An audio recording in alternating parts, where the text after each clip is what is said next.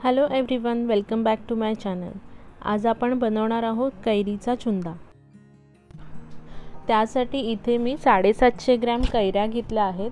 त्या स्वच्छ धुवून पुसून घ्यायच्या आहेत आणि आता आपण त्याची सालं काढून घेणार आहोत। कैरीचा चुंदा बनवायला अगदी सोपा आहे आणि पटकन होतोही तो बनवून। या आता सालं काढून घेतलेल्या कैऱ्यांचा आपण देठाकडचा पोर्शन काढून घेऊया आणि आता आपण किसणीवरती किसून घ्यायचे आहेत। किसून झाल्यानंतर हा कैरीचा किस 600 ग्रॅम झाला आहे। जर कैरीचा किस 1 किलो घ्यायचा असेल तर त्यासाठीचा प्रमाण मी इथे खाली लिहिणार आहे। किस थोडा आपण पसरवून घेऊया। आता त्यामध्ये आपण सगळे बाकीचे इन्ग्रेडियंट्स टाकणार आहोत।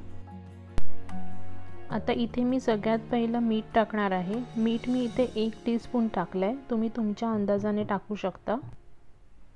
आता मी इथे 1.5 छोटे चमचे म्हणजे 1.5 टीस्पून मी इथे लाल तिखट टाकते, म्हणजे लाल काश्मीरी मिरची पावडर। जर तुम्हाला तिखट कमी लागत असेल तर तुम्ही कमीही करू शकता, पण चुंदा आंबट आणि गोडाबरोबर थोडा तिखटही असेल तर मजा येते खायला। आता त्यात 1.5 टीस्पून मी जिरे पावडर टाकली आहे आणि त्यात आता 1/4 टीस्पून आपण हिंग टाकणार आहोत। आता हे सगळं आपण मिक्स करायचं आहे। मिक्स करतानाच त्याच्या वासाने एवढं तोंडाला पाणी सुटतंय ना।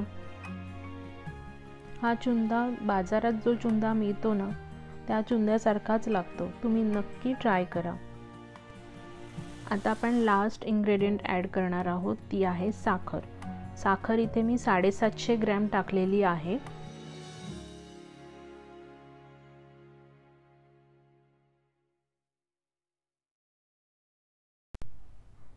आता हे सर्व मिश्रण आपण हातानेच मिक्स करणार आहोत।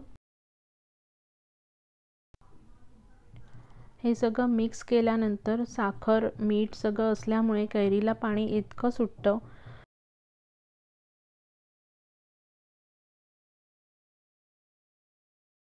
चुंद्याचं सगळं मिश्रण तर आता हे रेडीच आहे आपलं।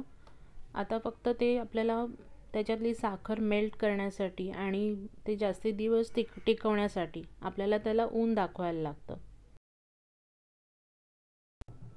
हे बघा, मिक्स केल्याबरोबरच त्याला किती पाणी सुटलं आहे ते। चुंदा मी ताटातून पातेलीत ट्रान्सफर केला आहे। त्याच्यावरती आता एक पातळ फडका मी गुंडाळून ठेवणार आहे आणि हे पातेलं उन्हामध्ये साधारण 3 ते 4 दिवस चांगल्या कडक उन्हामध्ये त्याला ठेवायचं आहे।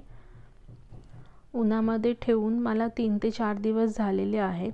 3 ते 4 दिवसानंतर हा पहा, आपला चुंदा आता खाण्यासाठी रेडी आहे। जो मी आता कंट्रोल करू शकत नाहीये, तो मी आता पहिले खाऊन घेते।